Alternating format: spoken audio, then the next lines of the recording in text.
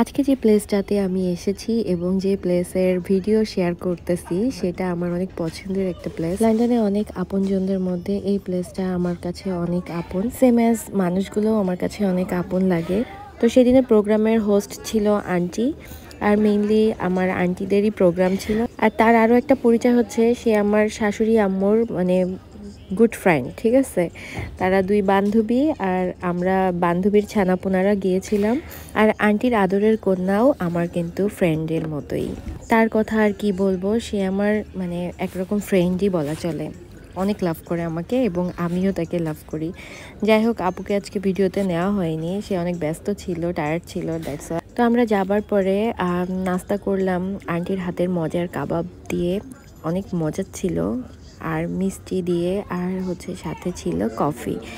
এটা দিয়ে আর কি আড্ডা জমাইলাম, গল্প টল্প করলাম। তারপরে আর এইদিকে দেখেন, এইদিকে হচ্ছে মাহিব সোনা আর মেহু পাখি, দুইজনে মিলে তো চরম খেলায় ব্যস্ত হয়ে গিয়েছিল সেদিন। কারণ যারা আমার ভিডিও দেখেন তারা খুব ভালো মতোই জানেন, দে are also good friend.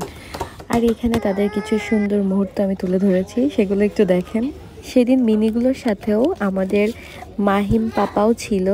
Mahim papa sometimes ওদেরকে একটু দেখছিল, গাইড দিচ্ছিল।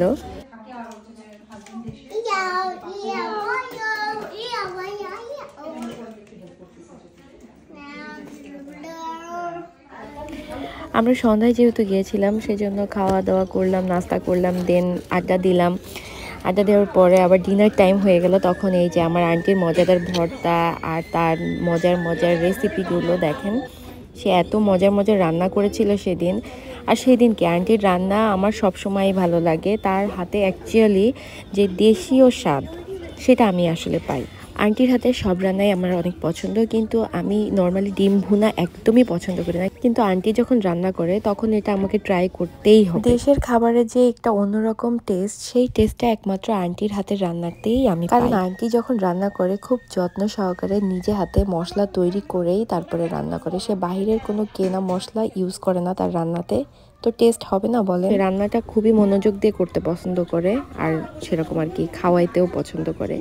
তো তার এই মজার মজার রান্না সবাই মিলে খাওয়া দাওয়া করলাম।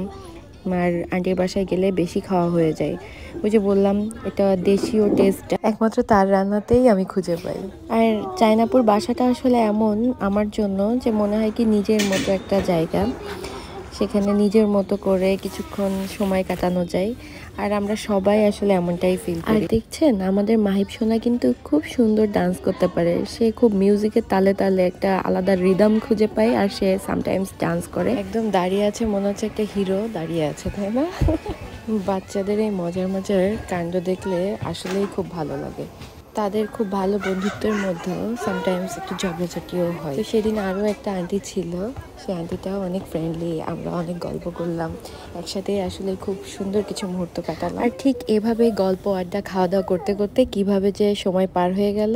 দেন আমরা বাসায় ব্যাক করলাম, আর এইভাবেই শেষ করলাম সেদিন আপুদের বাসায় সুন্দর কিছু সময়।